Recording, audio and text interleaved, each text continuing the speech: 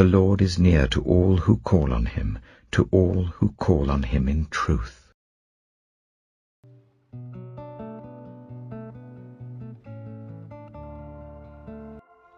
Daniel chapter 10. In the 3rd year of Cyrus king of Persia, a revelation was given to Daniel, who was called Belteshazzar. Its message was true, and it concerned a great war. The understanding of the message came to him in a vision. At that time, I, Daniel, mourned for 3 weeks. I ate no choice food, no meat or wine touched my lips, and I used no lotions at all until the 3 weeks were over. On the 24th day of the 1st month, as I was standing on the bank of the great river, the Tigris, I looked up, and there before me was a man dressed in linen, with a belt of fine gold from Uphaz round his waist.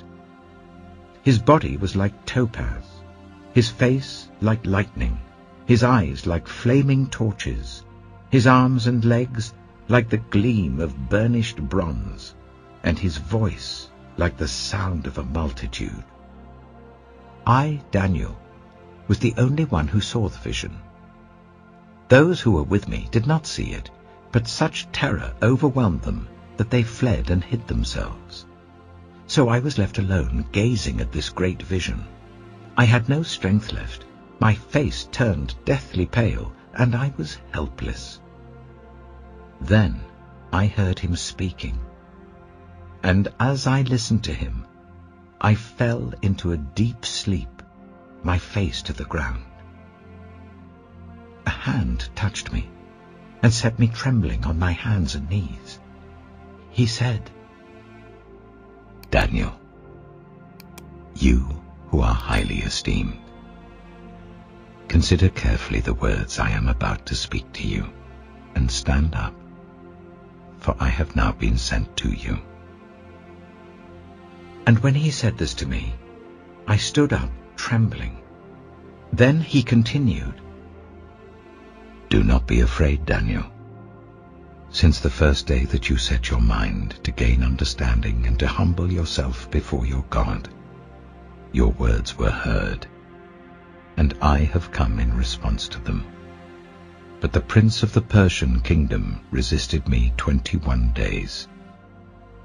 Then Michael, one of the chief princes, came to help me, because I was detained there with the king of Persia.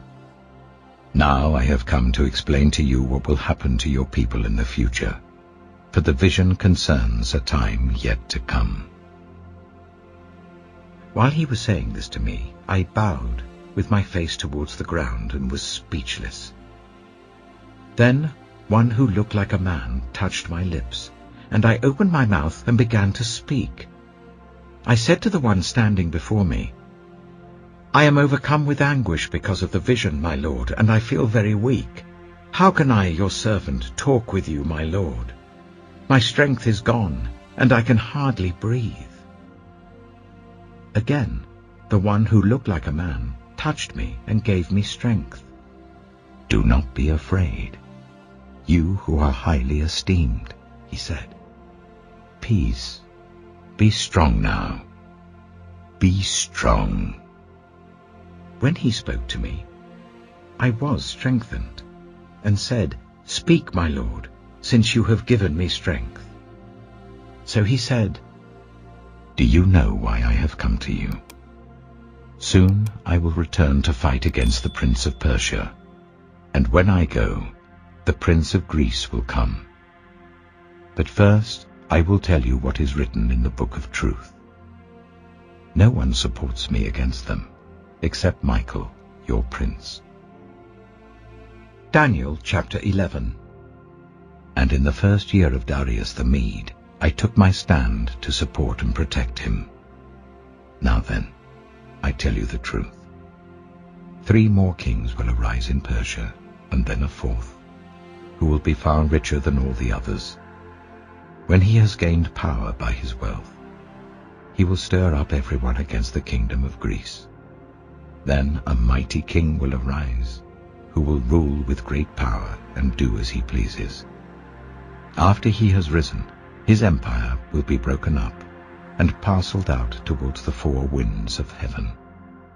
It will not go to his descendants, nor will it have the power he exercised, because his empire will be uprooted and given to others.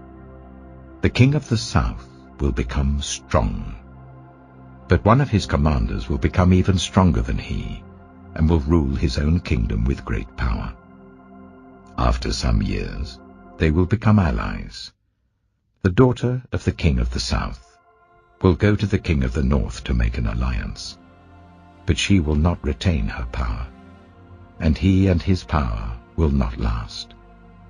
In those days she will be betrayed, together with her royal escort and her father, and the one who supported her.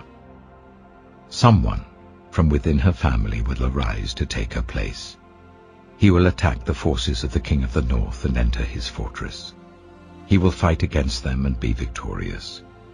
He will also seize their gods, their metal images, and their valuable articles of silver and gold, and carry them off to Egypt.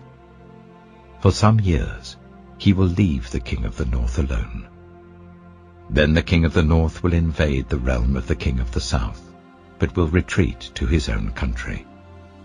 His sons will prepare for war, and assemble a great army, which will sweep on like an irresistible flood, and carry the battle as far as his fortress. Then the king of the south will march out in a rage and fight against the king of the north, who will raise a large army, but it will be defeated. When the army is carried off, the king of the south will be filled with pride, and will slaughter many thousands. Yet he will not remain triumphant. For the king of the north will muster another army, larger than the first, and after several years he will advance with a huge army, fully equipped. In those times, many will rise against the king of the south. Those who are violent among your own people will rebel in fulfillment of the vision, but without success. Then the king of the north will come and build up siege ramps, and will capture a fortified city. The forces of the south will be powerless to resist. Even their best troops will not have the strength to stand. The invader will do as he pleases. No one will be able to stand against him. He will establish himself in the beautiful land, and will have the power to destroy it. He will determine to come with the might of his entire kingdom, and will make an alliance with the king of the south. And he will give him a daughter in marriage, in order to overthrow the kingdom. But his plans will not succeed or help him. Then he will turn his attention to the coastlands, and will take many of them, but a commander will put an end to his insolence, and will turn his insolence back on him. After this, he will turn back towards the fortresses of his own country, but will stumble and fall, to be seen no more. His successor will send out a tax collector to maintain the royal splendor. In a few years, however, he will be destroyed, yet not in anger or in battle. He will be succeeded by a contemptible person who has not been given the honor of royalty. He will invade the kingdom when its people feel secure, and he will seize it through intrigue. Then an overwhelming army will be swept away before him. Both it and a prince of the covenant will be destroyed. After coming to an agreement with him, he will act deceitfully, and with only a few people he will rise to power. When the richest provinces feel secure, he will invade them, and will achieve what neither his fathers nor his forefathers did. He will distribute plunder, loot, and wealth among his followers. He will plot the overthrow of fortresses, but only for a time. With a large army he will stir up his strength and courage against the king of the south. The king of the south will wage war with a large and very powerful army, but he will not be able to stand because of the plots devised against him. Those who eat from the king's provisions will try to destroy him, his army will be swept away, and many will fall in battle. The two kings, with their hearts bent on evil, will sit at the same table and lie to each other. But to no avail, because an end will still come at the appointed time. The king of the north will return to his own country with great wealth, but his heart will be set against the holy covenant. He will take action against it, and then return to his own country. At the appointed time, he will invade the south again, but this time the outcome will be different from what it was before.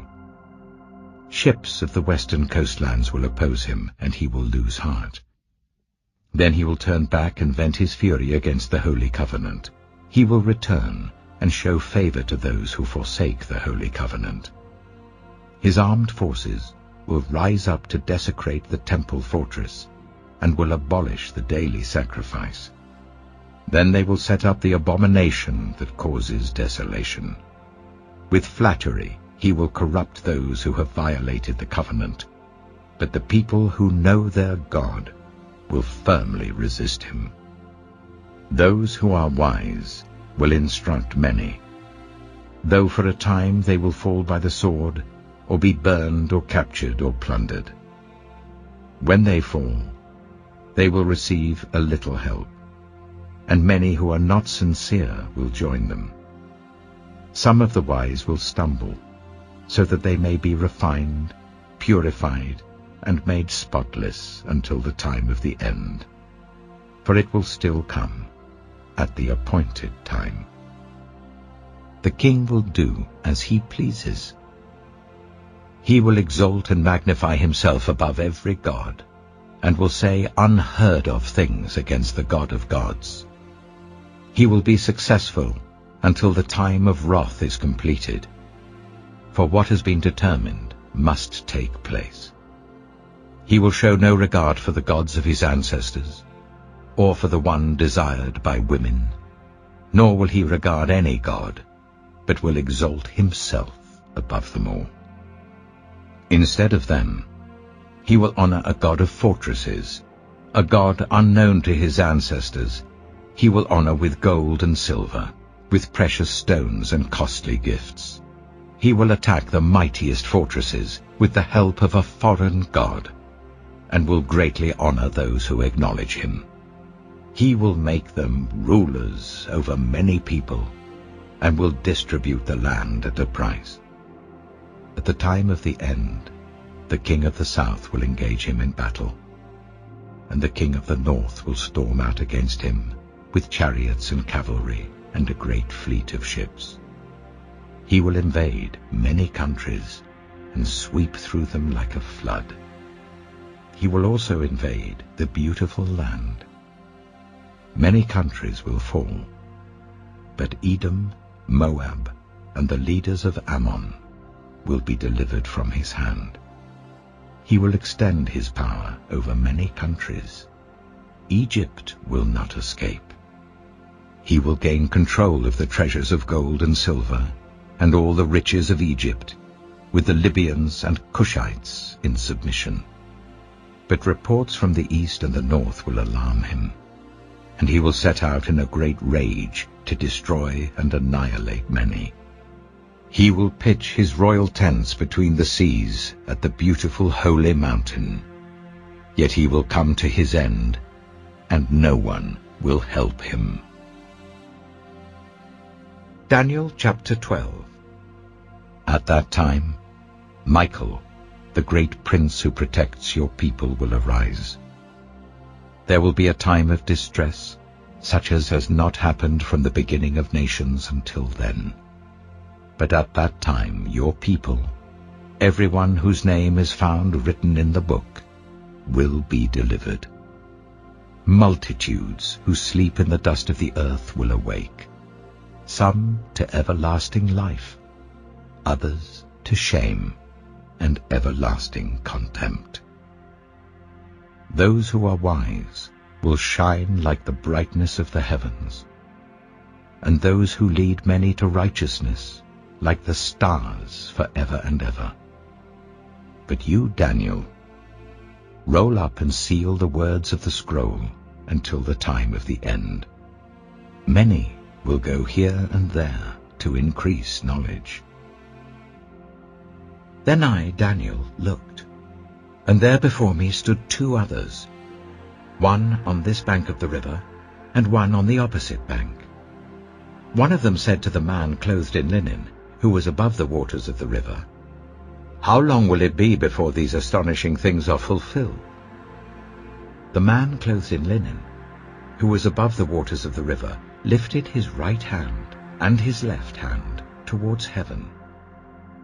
And I heard him swear by him who lives forever, saying, "It will be for a time, times and half a time, when the power of the holy people has been finally broken.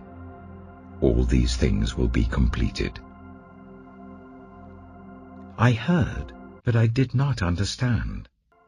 So I asked, "My Lord, what will the outcome of all this be?" He replied, "Go your way, Daniel, because the words are rolled up and sealed until the time of the end.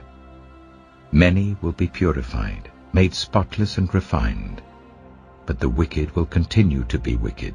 None of the wicked will understand, but those who are wise will understand.